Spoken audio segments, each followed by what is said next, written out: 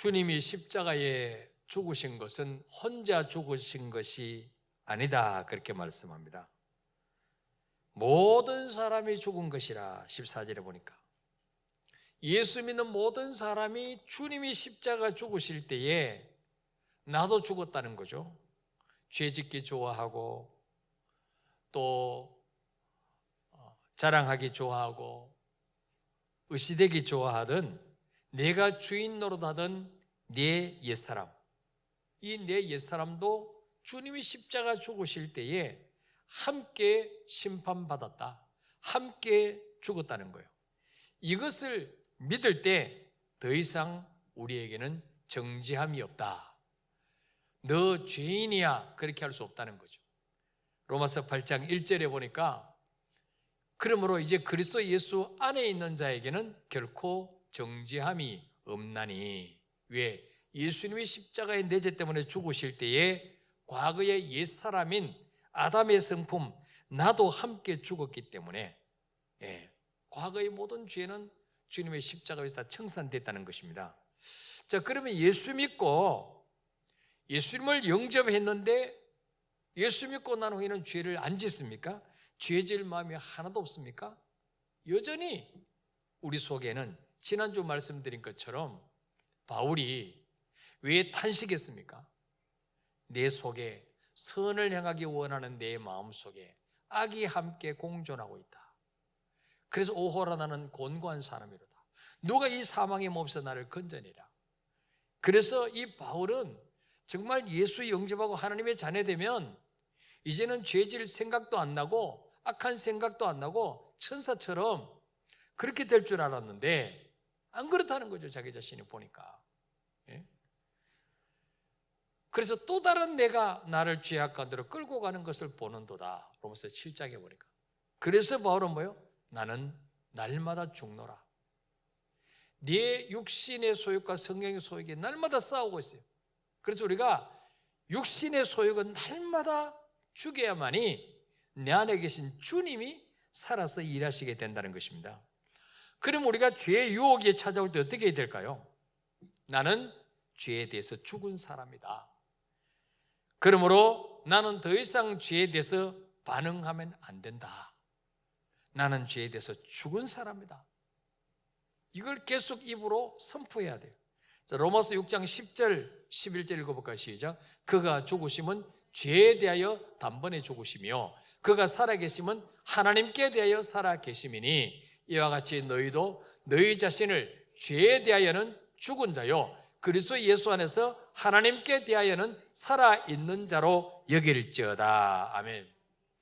너희도 자기 자신을 위하여 11절에 보니까 너희도 너희 자신을 죄에 대하여는 죽은 자요 그리스도 예수 안에서 하나님께 대하여는 살아있는 자로 여길지어다. 여기에 여길지어다. 이번에 영어 성경에 보면 must be considered. 그래서 반드시 그렇게 여겨야 된다. 반드시. 뭐에 대해서 반드시 그렇게 여겨야 된다는 거죠? 죄에 대해서는 난 이미 죽은 사람이다. 이걸 뭐예요? 반드시 죄에 대해서는 죽은 자로 여기고 살아야 된다는 거예요. 그래서 죄의 유혹이 올 때마다 너는 이미 과거에 죽었어. 너는 이미 십자가에서 주님과 함께 죽었어. 죽은 사람이 무슨 또 죄 지으려고 하느냐, 이렇게 믿음으로 자꾸 선포해야 된다는 거예요. 성 어거스틴이 젊었을 때 가출해서 사생자를 낳고 하나님을 떠나서 정말 방탕한 삶을 살았지 않습니까?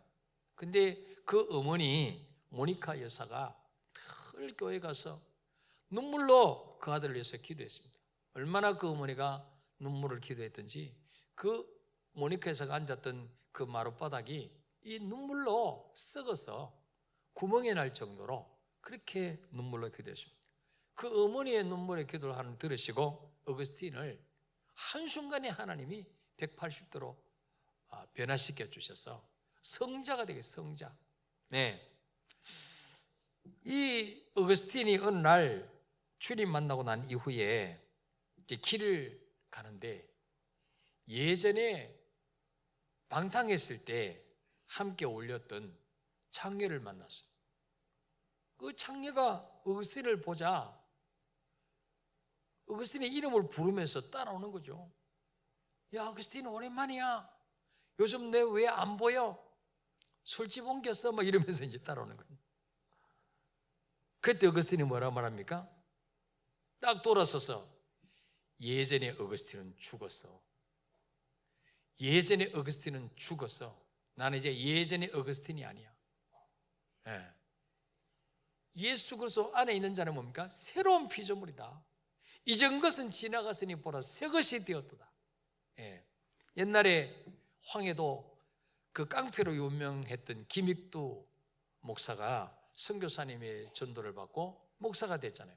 아주 성질이 불같은 사람이에요. 그 황해도 사람들은 이 장날 이 제를 넘어서 산을 넘어서 가는데 이 김익두가 거기에 기다리고 있다가 장 봐서 소 팔아가지고 돈 가져오는 사람들 다 뺐었어요. 그래서 사람들이 그 장날은 이제 산을 넘어갈 때 그 성황당에서 성황당 거기서 이렇게 고사 지내고 귀신을 섬기는 그 성당에 가서 항상 빌었다는 거죠. 무슨 기도를 했냐? 오늘 김익두 만나지 않게 주옵소서. 그렇게 기도했다는 거예요. 근데 그 김익두 목사님이 예수 믿고 변화돼 가지고 목사가 됐어요. 예수 믿고 변화가 되고 난 이후에 그 일대에 부고장을 보내요. 부고장. 김익두 몇 년 몇 월 몇 시에 죽었다. 이거 부고장을 보냈어요. 그 사람들이 막 좋아했어요. 야, 김익두 죽었대. 야, 이제 걱정하지 말고 시장 가도 되겠다. 김익두 죽었대. 근데 어느 날 장에 갔더니 김익두가 살아있는 거죠. 아니, 김익두 죽었다니 살아있네? 그저 김익두 목사님이 과거에 김익두는 죽었어. 나는 이제 예수 믿고 새로 태어난 김익두요.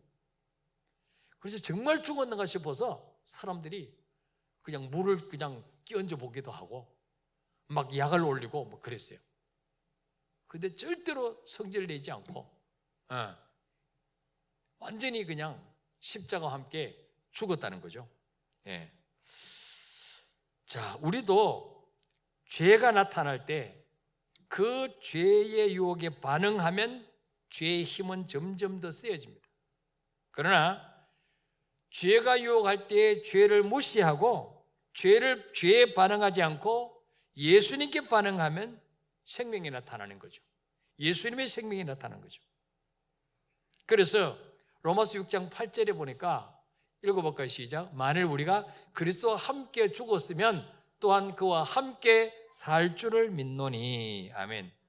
내가 정말로 예수와 함께 죽었다면 이제는 뭡니까? 예수와 함께, 예수님이 부활하실 때 우리도 새로운 사람으로 부활해서 거듭나서 이제는 주님과 함께 사는 거예요. 주님과 함께. 예수 믿는다는 말이 뭐냐? 내 자아가 예수님과 함께 죽고 이제 내 안에 예수님이 사시는 거예요. 예수님. 그래서 우리가 죄가 찾아올 때 죄에 앉으려고 하지 말고 예수님을 주인으로 살게 만들면 된다. 예수님. 네. 그분이 내 삶을 지배하도록 자꾸 만들어낸다는 거죠. 예.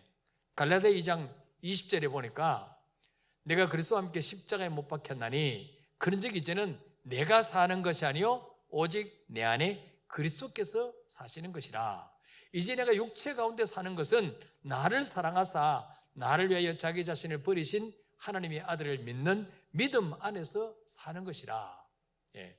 예수 믿는 사람, 거듭난 사람은 어떤 사람이냐? 나는 그리스도와 함께 십자가에 못 박혀 죽고 이제는 내가 사는 것이 아니고 내 안에 누가 사시는 거예요? 주님이 사시는 거예요. 그리스도가 사시는 것이다. 예. 내가 죽어야 예수 향기가 나타나는 거죠. 내가 죽어야 내 안에 계신 주님이 나타나게 되는 거죠. 그래서 사람들이 저 사람 예수 믿고 달라졌구나. 저 사람 보니까 나도 예수 믿고 싶구나. 이게 어떻게 가능하냐? 내가 죽어야 그게 가능한 거죠. 아무리 10년, 20년, 30년 교회 다녀도 내 자아가 펄펄 살아있으면 내 안에 주님이 계신지 안 계신지 표시가 안 나요. 예. 자, 이 빌립보 1장 21절에도 바울이 뭐라고 고백합니까? 시작. 이는 내게 사는 것이 그리스도니 죽는 것도 유익함이라. 아멘. 이 바울은 주님 만나고 난 후에 내게 사는 것은 내가 아니고 그리스도다. 예. 무슨 말이에요? 주님 만나기 전에는 내 야망을 채우겠어, 내 만족을 위해서, 내 행복을 얻기 위해서, 이 땅에서 성공을 위해서 달려갔는데 이제는 뭐요? 내 안에 내가 사는 것이 아니라 주님이 사신다. 주님이 사시니까 이제는 어떻게 살아야 돼요? 살아도 주를 위하여, 죽어도 주를 위하여. 주님의 기쁨이 되는 삶을 살도록 삶의 방향을 바꾸었다는 거죠. 삶의 목적을 바꾸었다는 거죠. 예. 그래서 정말로 우리가 예수님을 주인으로 모신 사람은 바울의 고백이 우리의 고백이 되어야 될 줄 믿습니다. 내게 사는 것이 그리스도니 죽는 것도 유익함이라. 왜? 죽어도 더 좋은 천국 가니까. 예. 근데 이 땅에 사는 사람들은 뭐라고 고백합니까? 내게 사는 것이 그리스도가 아니고 돈이니, 내게 사는 것은 성공이니, 돈을 위하여 성공을 위하여 죽는 것도 유익함이라. 예. 이런 삶을 살면요, 결국은 이제 허무가 몰려오죠. 허무. 그러나 정말 예수님이 내 안에서 사시게 만들고 우리는 그분이 이끄신 대로 가면 가장 행복한 인생, 가장 가치 있는 인생이 될 수 있다는 거죠. 예. 고린도서 5장 15절 오늘 말씀에도 읽어볼까요? 시작. 그가 모든 사람을 대신하여 죽으심은 살아있는 자들로 하여금 다시는 그들 자신을 위하여 살지 않고 오직 그들을 대신하여 죽었다가 다시 살아나신 이를 위하여 살게 하려 함이라. 아멘. 예수님이 모든 사람을 위해 대신 죽으신 이유가 뭐냐? 예수 때문에 다시 살아난 자들, 우리죠. 우리로 하여금 다시는 그들 자신을 위해서 살지 않고 오직 그들을 대신하여 죽었다 다시 살아나신 예수님을 위해서 살게 하려 하심이라. 예. 지금까지는 자신의 성공, 자신의 만족만을 위해서 살았죠. 그러나 이제는 삶의 목적이 달라져야 된다. 예. 이제는 예수님 위해서 살아야 된다는 거죠. 그러면 하나님이 우리 삶을 가장 복된 길로 인도하시고 가장 행복한 길로 인도하신다. 여러분 보세요. 바울이 주님 만나기 전에는 사회적인 지위도 높았어요. 대단한 가문에서 태어났어요. 유학파입니다. 유학파. 똑똑합니다. 근데 주님 만나고 난 후에 그 모든 것 배설물로 여겼다. 다 버렸다는 거죠. 예. 주님 만나고 보니까 그게 아무것도 아니란 거죠. 다 버렸어요. 그럼 여러분 바울이 그때부터 뭡니까? 주님 위해서 살았죠. 복음 전하기서 살았어요.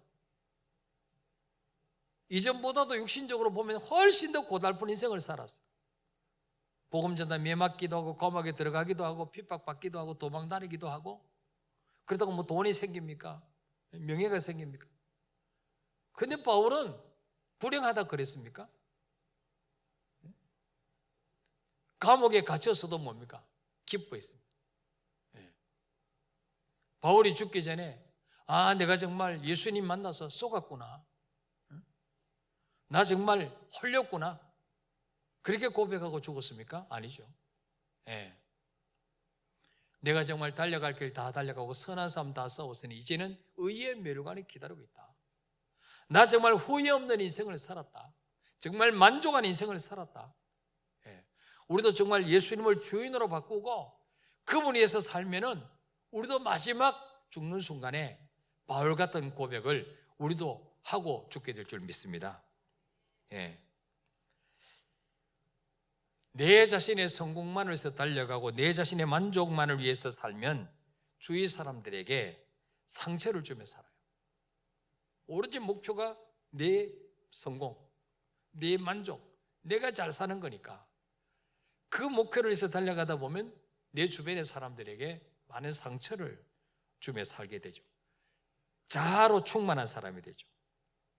또 다른 사람에게 상처를 많이 받았다고 하는 사람도 왜 다른 사람의 상처를 자꾸 많이 받느냐? 내가 안 죽어서 그렇죠. 역시 자아가 충만한 사람. 내가 죽은 사람은 상처 주지도 않고 상처를 받지도 않아요. 그죠? 내가 죽었는데 내 혈기가 죽고 내 자존심이 죽고 내 시기심이 죽고 그럼 남에게 상처 줄 이유가 없죠. 예. 또 내가 죽은 사람은 상처 받지도 않아요. 이미 내가 죽었는데 내 자존심 다 죽고 내 욕망, 인정받고 싶은 욕망, 사랑받고 싶은 욕망 이거 다 죽었는데 상처받을 게 뭐가 있겠어요? 그래서 정말 예수님을 주인으로 모신 사람은 남에게 상처를 주지도 않고 받지도 않는다. 예. 옆에 분 인사할까요? 상처를 주지도 말고 받지도 맙시다. 예. 이게 내가 죽고 예수로 사는 사람이죠. 예. 내가 죽고 예수님이 주인이 되면요, 이 땅에서도 천국이 이루어지는 거죠. 죽어서만 천국 가는 것이 아니라 내가 죽고 예수님으로 살면 내 마음이 천국이 되는 거죠. 예. 여러분 오늘부터 한 달 동안만 한번 그렇게 살아볼까요? 실험적으로 오늘부터 한 달 동안만 내가 죽고 예수님으로 한번 살아보자. 어떻게 살아야 내가 죽고 예수님으로 사는 거예요? 성질을 날 때마다, 또 화날 때마다, 죄 짓고 싶은 생각이 날 때마다 예수님이라면 어떻게 했을까?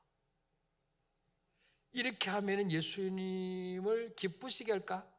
이렇게 하면 주님 마음을 아프게 할까? 아니면 기쁘시게 할 것인가? 예. 그렇게 생각해 보고 이렇게 하면 주님 마음이 아프시겠구나. 그럼 안 하는 거죠. 그걸 이제 연습을 하는 거죠. 우리 속에 뭐예요? 이 착한 늑대와 나쁜 늑대가 두 마리가 살고 있다 그러잖아요. 이게 바로 뭐예요? 이 바울의 고백이에요. 그게 내 속에 악한 성품과 선한 것이 두 개가 같이 있다. 육신의 소욕과 성령의 소욕이 같이 있다 그러잖아요. 이게 계속 싸우는 거예요. 근데 착한 늑대가 늘 이기게 만들려면 어떻게 될까요? 나쁜 늑대는 굶기고 착한 늑대에게 매일 밥을 주는 거예요. 먹이를 주는 거예요.